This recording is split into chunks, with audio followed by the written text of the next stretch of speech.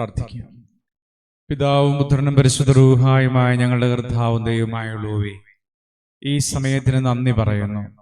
ഈ സ്ഥലത്തെയും ഈ ദൈവമക്കളായിരിക്കുന്ന അവരുടെ ജീവിത സാഹചര്യത്തെയും അവരുടെ ഹൃദയവേദനയും മാനസിക ചിന്തകളെയും അവർ ഇപ്പോൾ അഭിമുഖീകരിക്കുന്ന പ്രയാസങ്ങളെയും എല്ലാം കർത്താവിന്റെ തൃക്കരങ്ങളിലേക്ക് സമർപ്പിച്ച് ഞങ്ങൾ പ്രാർത്ഥിക്കുന്നു.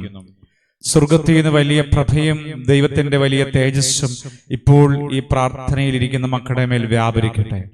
അവരുടെ ജീവിതത്തിന്റെ ഓരോ വഴികളിലും ദൈവികമായ ദർശനം ലഭിപ്പാൻ ഇപ്പോൾ ദൈവ അഭിഷേകം അവരുടെ മേൽ ഇറങ്ങട്ടെ. തിരുവചനത്തിന് തടസ്സമായി നിൽക്കുന്ന ദുരാത്മാക്കൾ, ദുഷ്ടതകൾ യേശുക്രിസ്തുവിന്റെ നാമത്തിൽ ഇവരിൽ നിന്ന് വിട്ടുപോകട്ടെ. ദൈവിക വിശുദ്ധിയിൽ വളരാൻ ഞങ്ങളെ പ്രബലപ്പെടുത്തണമേ. ദൈവത്തിന്റെ കരക്കീഴെ താഴ്ന്നിരിപ്പാനും ദൈവത്തോട് ചേർന്നിരിപ്പാനും ഈ പ്രാർത്ഥന ഞങ്ങളെ ഒരുക്കണമേ. പിതാവിന്റെയും പുത്രന്റെയും പരിശുദ്ധ റൂഹായുടെയും നാമത്തിൽ തന്നെ ആമേൻ. എന്റെ ദൈവത്താൽ നിശ്ചയമനുഗ്രഹം പ്രാപിച്ചിടും ഞാൻ. എന്റെ ദൈവത്താൽ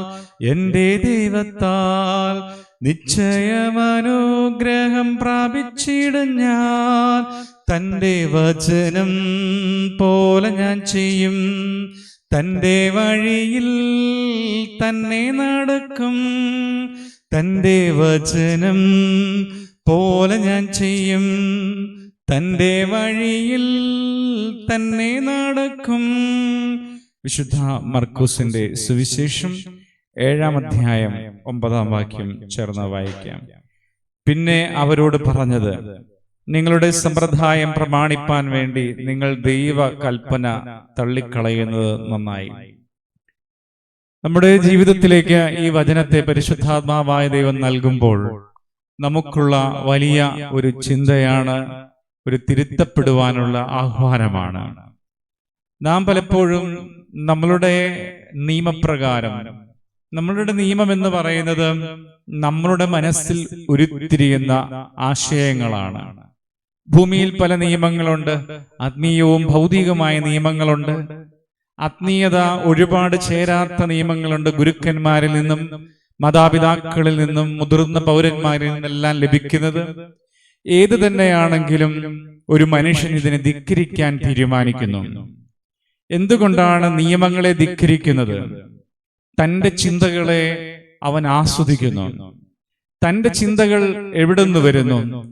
പിശാച് നിർദ്ദേശിച്ചു വിടുന്നതായ ചിന്തകളാകാം. അങ്ങനെ സ്വന്തം ചിന്തകൾ, വൈകല്യമുള്ള ചിന്തകൾക്ക് അധീനരായിക്കൊണ്ട് ഓരോ വ്യക്തികളും തങ്ങൾ നിയമങ്ങളെ അത് അനുസരിക്കാതെ തള്ളിക്കളയുന്നു. ആത്മീയമായ ചിന്തയിലേക്ക് കടന്നു വരാം. നമ്മുടെ മോഹം നമ്മെ നിയന്ത്രിച്ച് തെറ്റായ പാപചിന്തകളും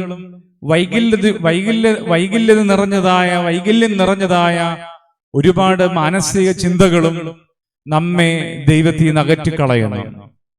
ദൈവകൽപ്പന നാം അനുസരിക്കാതിരിക്കാൻ കാരണം നമ്മുടെ ചിന്തകൾ നമ്മെ ഭരിക്കുന്നത് കൊണ്ടാണ്. ആ ചിന്തകൾ ഹോളി സ്പിരിറ്റിൽ നിന്ന് ആകാത്തത് കൊണ്ട് നമ്മെ ആപത്തിലേക്കും അനർത്ഥത്തിലേക്കും അത് തള്ളിയിടുന്നു.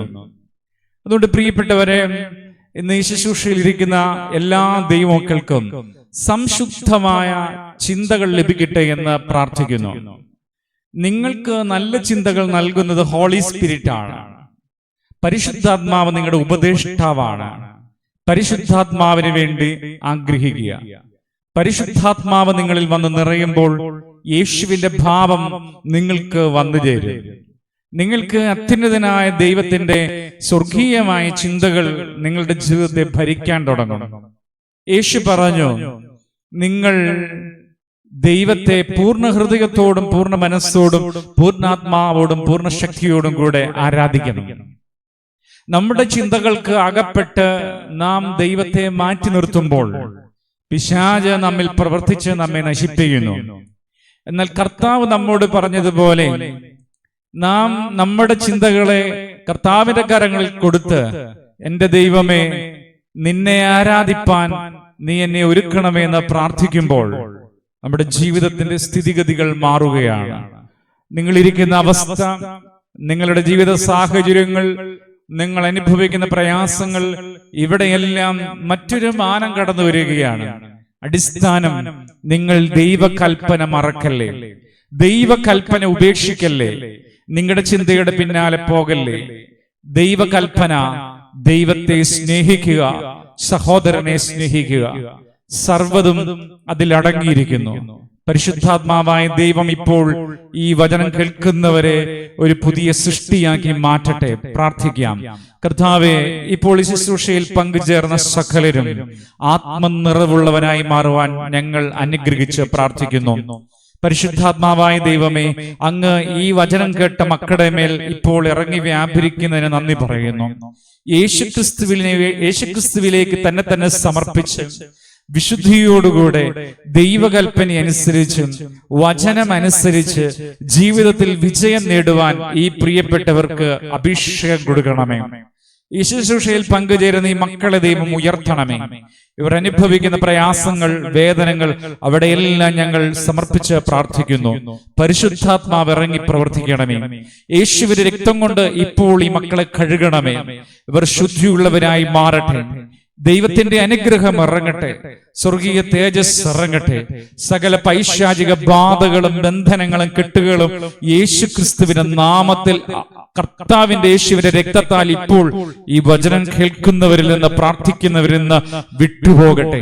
പരാജയപ്പെട്ട വഴികളിൽ, സങ്കടം നിറഞ്ഞ മേഖലകളിൽ ഒരു ജയത്തിന്റെ തിരുനാളം ഇപ്പോൾ ഈ പ്രിയപ്പെട്ടവരിൽ കത്തപ്പെടട്ടെ. ദൈവത്തിന്റെ സംരക്ഷണം ഇപ്പോൾ ഈ പ്രിയപ്പെട്ടവർ അനുഭവിക്കട്ടെ. പിതാവിന്റെയും പുത്രന്റെയും പരിശുദ്ധ റൂഹായുടെയും നാമത്തിൽ തന്നെ ആമീൻ. എല്ലാ ദിവസവും 2 ശുശ്രൂഷകൾ നമുക്കുണ്ട്. 2 മണിക്ക് നടക്കുന്ന 7 മിനിറ്റിൽ താഴെയുള്ള ഈ പ്രാർത്ഥന, ദൈവമക്കൾ, ഇത് നിങ്ങളുടെ ആവശ്യഘട്ടങ്ങളിൽ ഉപയോഗിക്കുക. ഒരുമിച്ച് കുടുംബ പ്രാർത്ഥനയായി, രഹസ്യ പ്രാർത്ഥനയ്ക്കൊക്കെ നിങ്ങൾക്ക് ഇത് ഉപയോഗിക്കാൻ കഴിയുന്നു. എല്ലാ ദിവസവും വൈകുന്നേരം 7 മണി 8 മണി മുതൽ 1 മണിക്കൂർ സമയം നമ്മൾ പ്രാർത്ഥനയ്ക്കായി മാറ്റിവെക്കുന്നു. ജീവിതത്തിൽ ബാക്കി വരുന്ന 23 മണിക്കൂറും നമുക്കേറെ പ്രയോജനകരമാക്കി അത്യുന്നതനായ ദൈവം തീർത്തുതരും. ദൈവം നിങ്ങളെ അനുഗ്രഹിക്കട്ടെ. പിതാവായ ദൈവത്തിന്റെ സ്നേഹവും പുത്രനായ ദൈവത്തിന്റെ കൃപയും പരിശുദ്ധാത്മാവായ ദൈവത്തിന്റെ സംബന്ധവും ഈ വചനം കേട്ട് പ്രാർത്ഥിച്ച സകലരോടും കൂടെ ഉണ്ടാകട്ടെ. ആമീൻ.